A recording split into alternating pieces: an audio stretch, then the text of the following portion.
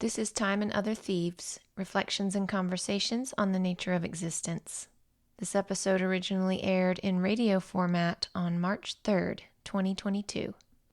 I'm Sarah B., and today I'm going to talk about depression, using William Styron's 1990 book, Darkness Visible, A Memoir of Madness, as my primary springboard. For many, Styron is perhaps best known for his 1979 novel, Sophie's Choice, which was turned into a movie starring Meryl Streep and Kevin Kline in 1982. Streep won the Academy Award for Best Actress that year for her portrayal of Sophie, a Polish Roman Catholic Auschwitz survivor. The choice in Sophie's Choice refers to her being forced, while imprisoned at Auschwitz, to choose which one of her two children, firstborn son or secondborn daughter, will be sent to the gas chambers. If she cannot choose, then both will be gassed. Spoiler alert, she picks her son, perhaps because he, being older and stronger, has a better chance of surviving the concentration camp. Or maybe because the boy came first, and as Ani DeFranco says in her song School Night, I stand committed to a love that came before you. Other Styron books include his acclaimed first novel, Lie Down in Darkness, published in 1951 when he was 26, and 1967's Confessions of Nat Turner, told from the perspective of Turner, the leader of an 1831 slave revolt in Virginia. Styron himself was born in Virginia. Numerous critics reviled his portrayal of Turner as racist stereotyping, while others, including James Baldwin and Ralph Ellison, defended him, and the book won both the 1968 Pulitzer Prize for Fiction and the William Dean Howells Medal in 1970. But for the last 2 decades of his life, Styron was best known for Darkness Visible, his brutally elegant, devastating, and concise portrait of major depressive disorder from which he suffered most acutely in late 1985 when he was 60 years old. The book began as a lecture given in Baltimore in May of 1989 at a symposium on affective disorders sponsored by the Department of Psychiatry of the Johns Hopkins University School of Medicine. Styron then expanded the lecture into an essay that was published in the December 1989 issue of Vanity Fair, which he then expanded further into its final book form, a total of 84 pages. A pioneering literary work in clinical depression awareness, Darkness Visible shed light on an illness that was not well known or well documented at the time, and helped eliminate a substantial amount of stigma surrounding it. The book's title comes from John Milton's description of hell in Paradise Lost. No light, but rather darkness visible, served only to discover sights of woe, regions of sorrow, doleful shades, where peace and rest can never dwell, hope never comes.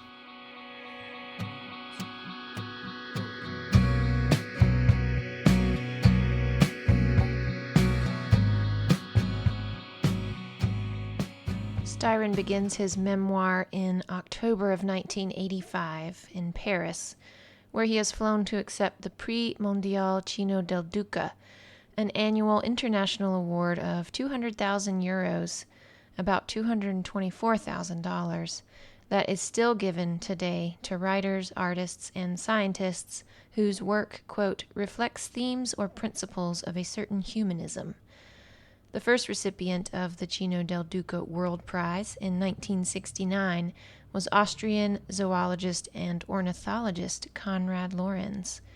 More recently, in 2020, American writer Joyce Carol Oates won the prize. Styron was deeply honored to be the recipient in 1985, but his depression, which had been gradually worsening over the previous months, made it nearly impossible for him to enjoy that honor.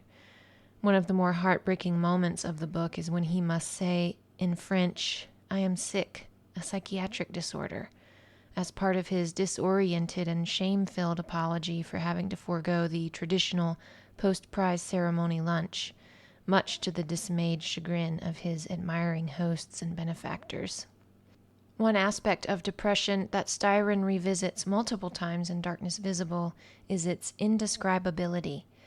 Those who have never experienced it could never adequately empathize with those in its throes, and he stresses again and again how words could never remedy this state of affairs. Of course, being a writer, he still makes a valiant effort in using words to capture what depression feels like. He compares it to the brain being under siege, to his thought processes, quote, being engulfed by a toxic and unnameable tide that obliterated any enjoyable response to the living world. He describes depression as a kind of physical pain, most closely connected to drowning or suffocation. And he quotes William James, who said in Varieties of Religious Experience that it is a positive and active anguish, a sort of psychical neuralgia wholly unknown to normal life. Styron also calls depression a trance of supreme discomfort, a state in which rational thought is often absent, a condition of helpless stupor. He takes issue with the word depression, calling it a true wimp of a word for such a major illness, asserting that melancholia would still be better at evoking the blacker forms of the disorder. He would also suggest brainstorm as a way of comparing the illness to a howling tempest in the brain, if that term weren't already used to denote the healthy-minded exploration of ideas and action plans. The word depression, he says, tends to inspire responses as insipid as the descriptor itself, along the lines of, you'll pull out of it, as if it were just a rut in the ground or an economic slump, which are indeed the other meanings of the word.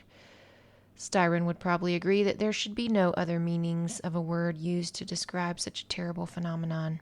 It should have a word all to itself, and not namely to gratify the linguistic and literary-minded among us who insist on nothing less than le mot juste, but because, as Styron says, the lack of adequate language prevents, quote, a general awareness of the horrible intensity of the disease when out of control.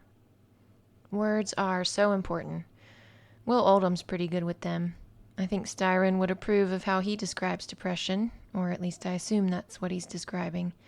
And I wonder if Oldham, a.k.a. Bonnie Prince Billy, had Styron's Darkness Visible in mind, or maybe Milton's Paradise Lost, when he compared depression to seeing a darkness, here in the title track to his 1998 album, I See a Darkness. In the radio version of this episode, this is where I actually played that song. I can't do that here on the podcast version, but if you've never heard it, I highly recommend you check it out now. Part of the chorus of I See a Darkness reminds me of a theme in Darkness Visible, which has to do with the role that other people play in helping someone overcome depression. Addressing his friend, the song's narrator says, "Did you know how much I love you?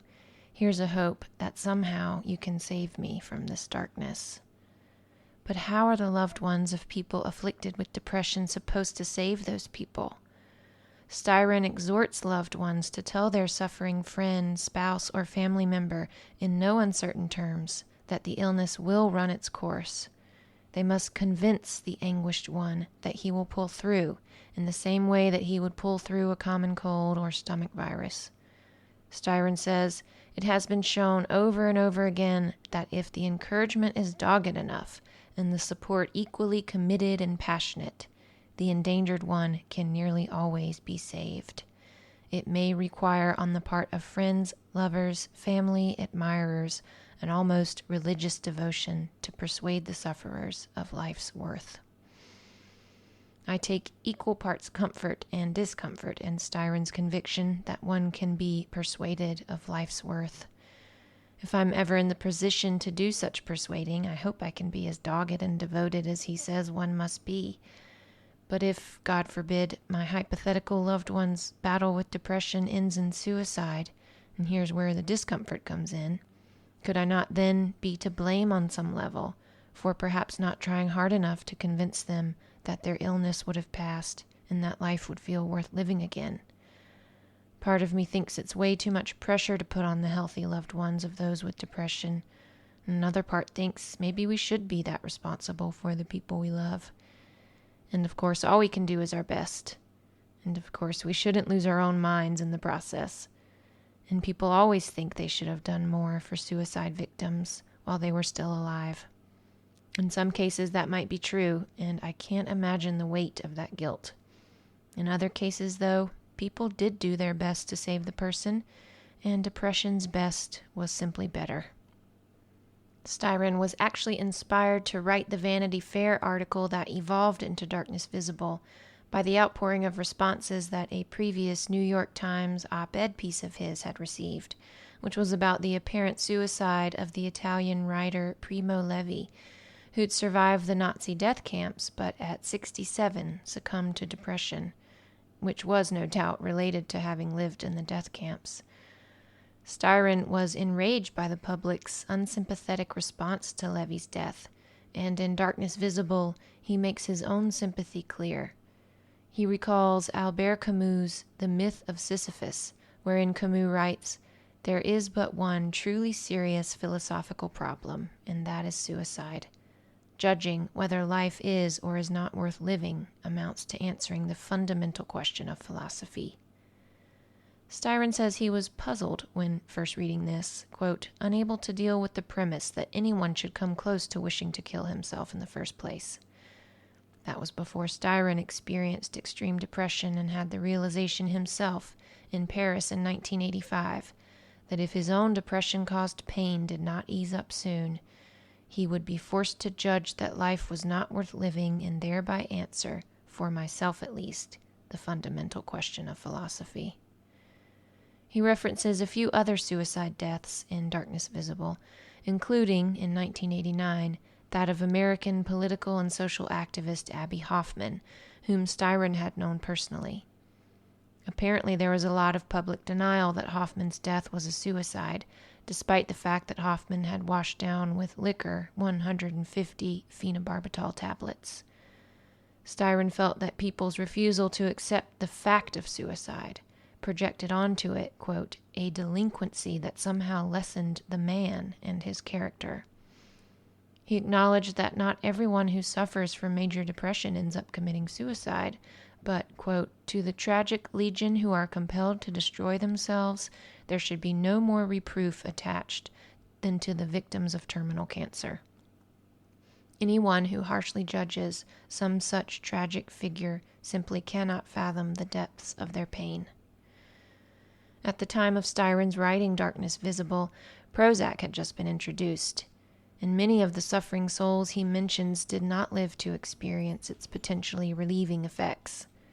This general lack of helpful medical treatment, of immediate measures and forms of alleviation, was, quote, one of the most distressing factors of the disorder as it revealed itself to the victim, and one that helped situate it squarely in the category of grave diseases. Styron also talks about how people with depression are expected to go about their normal lives, to endure, quote, the most intolerable social and family situations, when someone else as gravely ill with any other sickness would be granted, without question, the luxury of, quote, lying flat in bed. He calls this phenomenon of people with depression having to continue being a part of everyday normal life the striking experience of the walking wounded. One's bed of nails, he says, is never abandoned for a moment.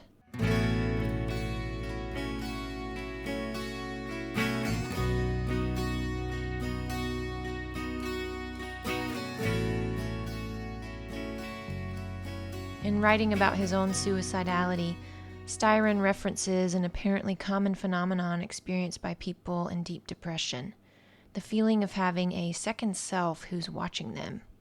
This wraith-like observer is comparably rational and clear-headed, capable of watching with dispassionate curiosity as their disturbed companion tries to resist their own demise, or decides to welcome it.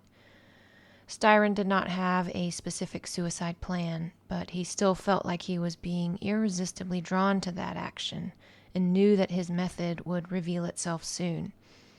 Regarding the feeling of having a second self by his side, he writes, "As I went about stolidly preparing for extinction, I couldn't shake off a sense of melodrama, a melodrama in which I, the victim-to-be of self-murder, was both the solitary actor and the lone member of the audience.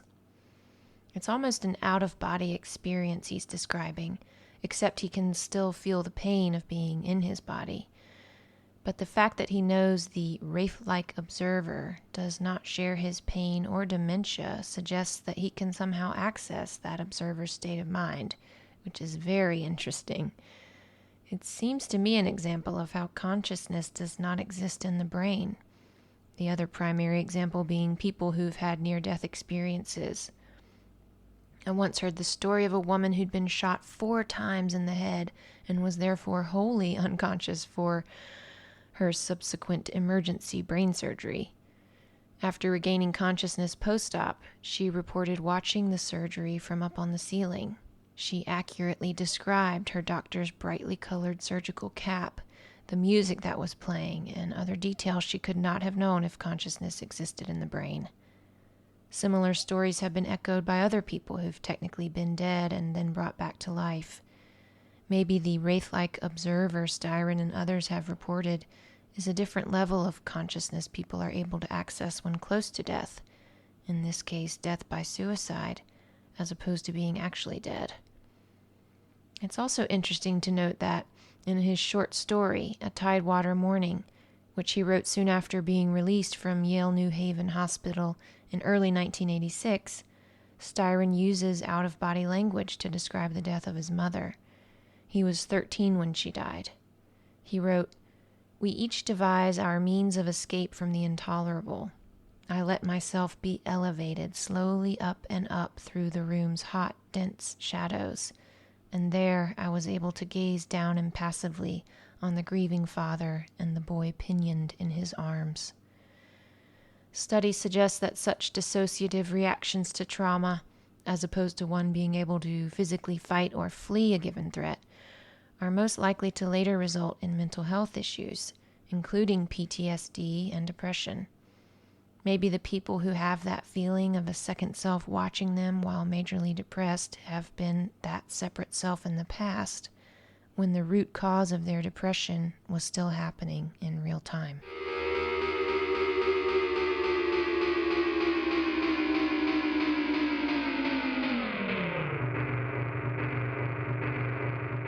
Another commonality among many depression sufferers that Styron addresses in Darkness Visible is the experience of hypochondria. He says that as far back as the 17th century, connections between hypochondria and melancholia have been made, and that even the words themselves were used interchangeably until the 19th century, quote, by writers as various as Sir Walter Scott and the Brontes. He theorizes that hypochondria is a defense mechanism of the psyche. By focusing on potential malfunctions within the body, it pushes away the possibility that it, the mind itself, is going haywire. A belief underlying this train of subconscious thought is that the body is easier to fix than the mind, which might very well be true if they were actually separate entities. Out-of-body and near-death experiences aside, the mind and body are interconnected parts of the same system or vehicle of consciousness, and maybe hypochondria could be seen as another iteration of self-hatred, which Styron says is the hallmark of depression. Constantly fearing illness or being convinced that one is ill implies at least a supreme distrust in one's own body. And of course, the cruel irony is that the more stressed out we are about anything, including feared sicknesses, the more susceptible we are to getting sick. Virginia Woolf serves as a relevant example of how melancholia and hypochondria, or in her case, actual physical illness, can sometimes be the same phenomenon. One in a long list of artists' suicides that Styron provides in Darkness Visible, Woolf is best known for her novels, including Mrs. Dalloway, To the Lighthouse, and The Waves. She was also a prolific diarist, and her writer's diary, compiled and published by her husband Leonard not long after her death, is among my top favorites in that genre. On March 28, 1941, when she was 59, Woolf put a heavy stone in her coat pocket and walked into the River Ouse in Sussex, England. Her body was found downstream 3 weeks later. She had suffered from mental illness, what we'd now diagnose as bipolar disorder, since her mother's death when Woolf was 13, which she described as the greatest disaster that could happen. Woolf shares this tragedy with Styron, whose mother, as I just mentioned, died when he was 13. Subsequent family deaths and the stress she endured in the writing and publishing of each novel or other book all contributed to Woolf's recurrent bouts of depression, but her biographer, Hermione Lee, contends that the treatment of her illness probably exacerbated her symptoms, which affected her body as much as her mind. For this reason, Woolf spent a good deal of time wondering about the connection between the two, and if it was possible to separate them. Debilitating headaches always signaled the onset of illness or exhaustion. Her heart rate and temperature would also increase, sometimes remaining high for weeks. Woolf's psychiatric doctor, George Savage, believed her illness was hereditary, more on the genetic aspects of depression later, and prescribed the then popular and respected cure that combined entire rest with excessive feeding. She was made to drink an absurd amount of milk as part of this cure and prevented from doing her favorite things, reading, writing, and walking. In other instances, she was given drugs whose neuropsychiatric effects could, in certain conditions, cause impaired judgment, violent rage, and even all-out delirium. Others, in large doses, could cause skin rashes and a deadening effect on the personality. In her 1928 diary, when she was 46, Woolf wrote, "Never was anyone so tossed up and down by the body as I am. Such sensations spread over my spine and head directly I give them the chance. Such an exaggerated tiredness, such anguishes and despairs." In an earlier entry from 1926, titled State of Mind, she wrote, "Oh, it's beginning, it's coming, the horror, physically like a painful wave about the heart, tossing me up. I'm unhappy, unhappy. Down, God, I wish I were dead. But why am I feeling this? Wave crashes, I wish I were dead. I've only a few years to live, I hope. I can't face this horror anymore. This is the wave spreading out over me." All her talk of waves swelling and crashing brings to mind Styron's wish that the word brainstorm weren't already taken and could replace the word depression. In her biography of Woolf, Hermione Lee says that we can never be sure what caused the writer's mental illness. We can only look at what it did to her, Lee asserts, and what she did with it. This reminds me of what May Sarton says about her own depression in Journal of a Solitude, which I talked about a few weeks ago. She basically says it's far more interesting how one responds to it than why one has it. I can see where both Lee and Sarton are coming from. And also, I think our ways of responding to depression are greatly influenced by how much we know about its origins. And maybe we can never really know the whole story, but it seems like it's at least worth contemplating a little.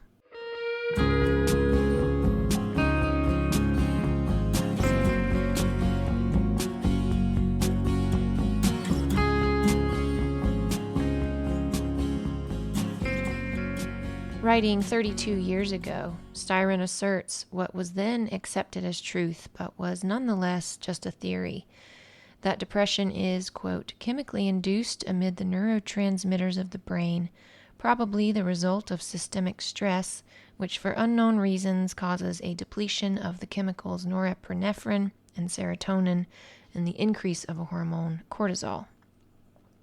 Today, however, the overwhelming consensus in psychiatric medicine is that there's little evidence to confirm that an imbalance in brain chemicals is the cause of any mental health condition. There are no reliable tests to determine if such a chemical imbalance exists. The effectiveness of antidepressant drugs have understandably convinced many people that chemicals are the root cause of depression. And while these medications can, in about 50% of the population, help improve a person's symptoms, this doesn't mean that these symptoms necessarily come from a chemical deficiency. In one physician-approved article, I read that, quote, there are likely millions of chemical reactions occurring in the brain. The amount of reactions occurring at any one time makes it impossible to determine if someone is experiencing a singular chemical imbalance. And also, for all we know, depression could be causing the chemical imbalances rather than the other way around. For about the past 30 years, so right around or soon after the time that Darkness Visible was published, academic psychiatry has been advocating for a biopsychosocial model of mental illness, which does consider the role of brain chemistry, but also of genetics, personality, trauma, and environmental factors. Recent studies suggest that inflammation is also likely a contributing factor. The rapid antidepressant effect of ketamine has raised the possibility that the NMDA receptor and possibly the body's opioid system are involved in the biology of depression too. Early life stress, like various types of child abuse and neglect, has been shown to have a detrimental effect on brain structure, which increases the risk of an unfavorable disease course in major depression. Earlier, I mentioned that both Virginia Woolf and William Styron lost their mothers when they were 13 years old. In exploring the possible causes of his own extreme depressive episode, Styron says he is convinced that this dramatic loss was a primary contributing factor. Both the loss itself and the tender age at which he experienced it, talk about brain chemicals being imbalanced, hello puberty, and the incomplete mourning that followed. He doesn't provide any details as to what prevented him from achieving the, quote, catharsis of grief, but I'd wager that such incomplete mourning is probably more common than its more complete counterpart, and was even more so the case in 1938, when Styron was 13. And the fact that he was male, no doubt, came with some cultural expectations around how much sadness he was allowed to express, and in what way. As for Virginia Woolf, she was 13 in 1895, when our knowledge of human psychology and emotions was even more limited. And she was British, which is a country and culture known for its repressive, suppressive tendencies where feelings are concerned. Without being given adequate opportunity to process their grief, Woolf and Styron, to use the latter's words, carried within themselves through later years an insufferable burden of which rage and guilt, and not only dammed up sorrow, were a part, and became the potential seeds of self-destruction.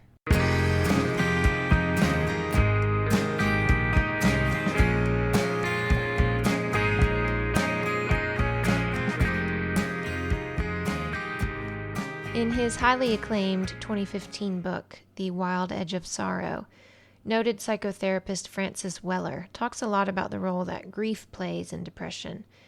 He asserts that we often diagnose as depression what is actually, quote, low-grade chronic grief, locked into the psyche, complete with the ancillary ingredients of shame and despair.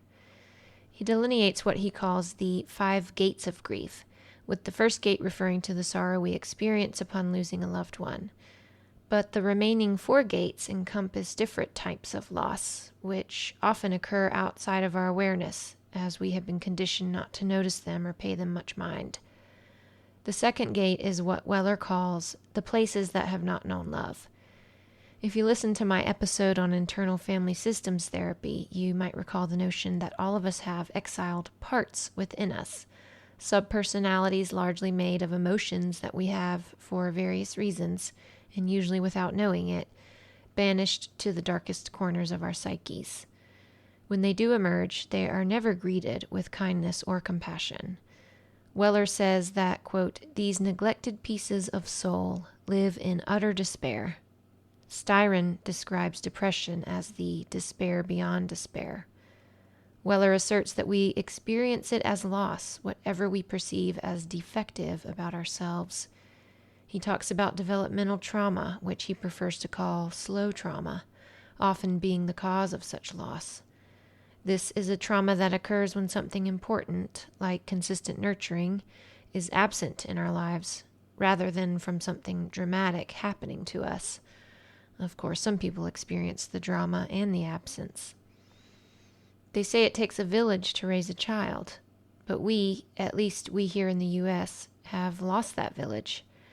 As Weller says, we needed to have many hands holding us and offering us the attention that one beleaguered human being could not possibly offer consistently.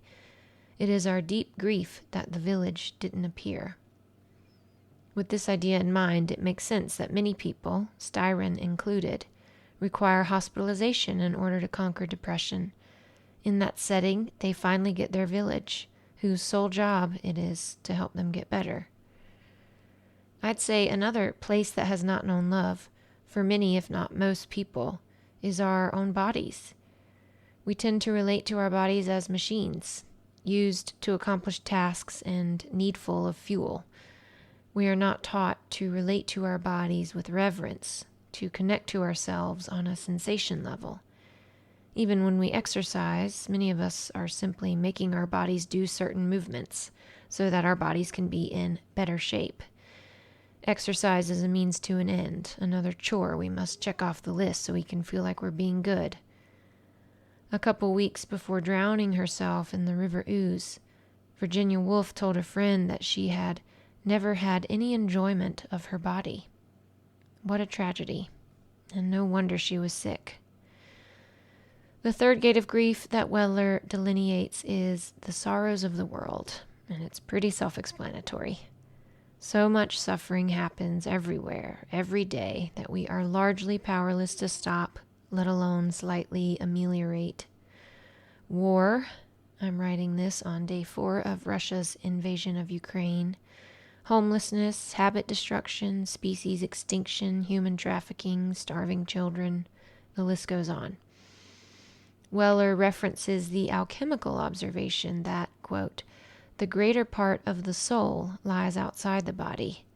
Again, I'm reminded of the woman observing her own brain surgery from the ceiling of the OR. And this notion suggests that when the planet is harmed, including the humans and other creatures inhabiting it, we are harmed.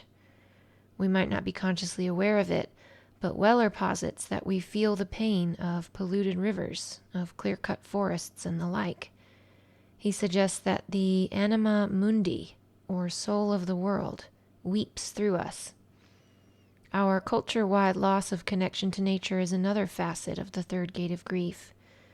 Weller references human biologist Paul Shepard, who says that the sense of loss we often interpret as some fundamental flaw in our personality, quote, is actually a feeling of emptiness where a beautiful and strange otherness should have been encountered.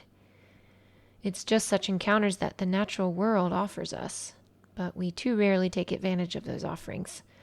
As eco-philosopher Richard Louv says, most of us are suffering from nature deficit disorder.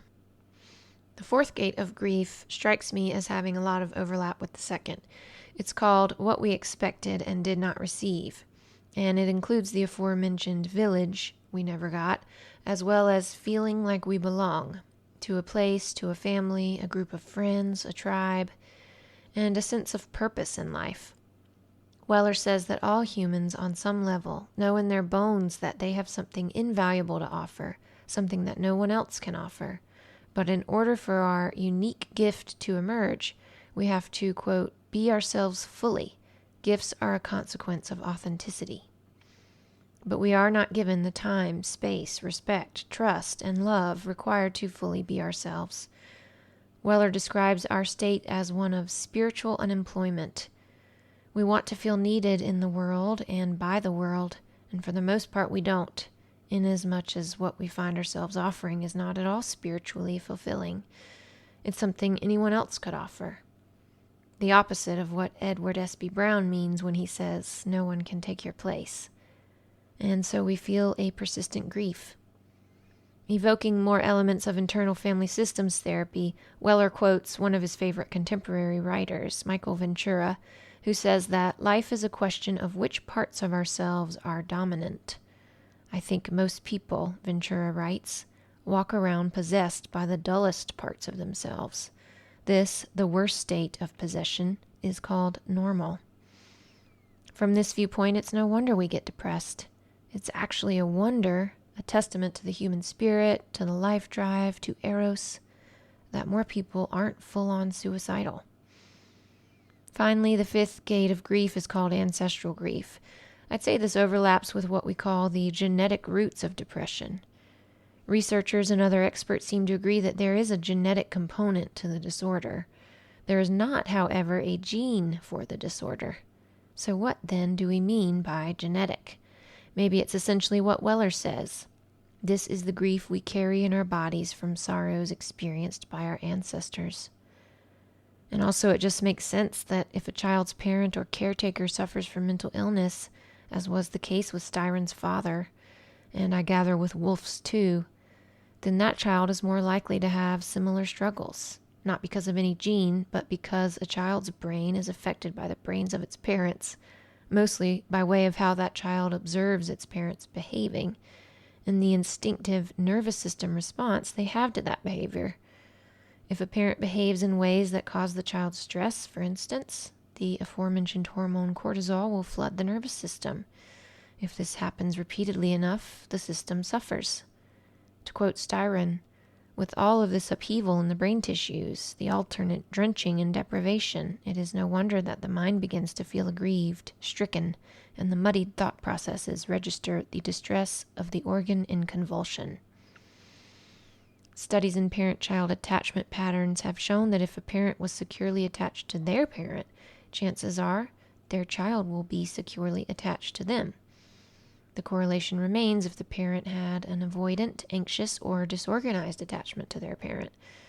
So you see how it travels down the generations. It's nobody's fault, of course. And with more knowledge of how the human psyche functions and more awareness of the roles we might be playing in perpetuating generational patterns, we can change those patterns. Ancestral grief also refers to that which, quote, remains in our collective soul for the abuses of millions of individuals. The slavery and genocide, for instance, on which this country was built. The death and suffering caused by our atomic bomb. In this way, the fifth gate is a retrospective version of the third, the sorrows of the world. Ungodly pains have been inflicted on the humans who came before us, the humans of whom we are a result. You are the result of the love of thousands, to quote Native American poet Linda Hogan. And it's important to consider their pain, I think, and how we have inherited it, and how we'd like to treat it.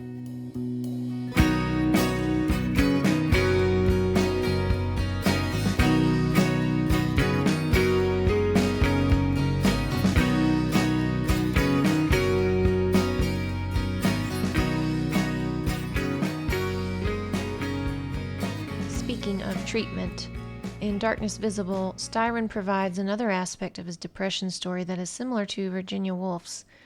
In her biography of Woolf, as I said earlier, Hermione Lee suggests that the drugs she was being prescribed were likely exacerbating, if not outright creating, the symptoms Woolf experienced. For Styron, this drug was Halcyon, generically named triazolam, which he took for insomnia. Among its myriad side effects are tiredness, confusion, memory impairment, cramps, pain, depression, and visual disturbances. And those are the possible effects of taking a normal amount of Halcyon. Styron was taking, quote, 3 times the normally prescribed hypnotic dose, especially contraindicated for someone his age. He learned this upon being admitted to the hospital because he'd become such a threat to himself. He was taking that obscene amount because he'd previously been told by a breezy doctor that he could take as much Ativan as he wanted, also for insomnia, and Styron assumed he could take Halcyon as freely, and apparently his doctor kept filling the prescriptions. It's crazy. After stopping Halcyon during his 7-week hospital stay, Styron's depression quickly improved. He was convinced that the drug was responsible for at least exaggerating the suicidal ideas that had possessed him. And this would go on to be the case. After enjoying 14 years without any major depressive episodes, Styron would once again see a darkness, and the remaining 6 years of his life would be a series of hospitalizations and failed attempts at curing him through electroconvulsive therapy and pharmaceuticals, none of which worked, as he was among the treatment-resistant, and some of which, like Wellbutrin, clearly worsened his condition.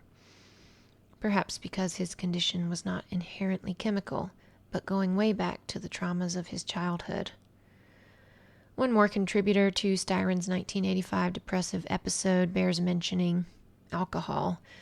The June before the October of his Paris breakdown, he'd quit drinking because alcohol, whiskey was his favorite, had quite suddenly started making him sick, nauseated and woozy with just one sip.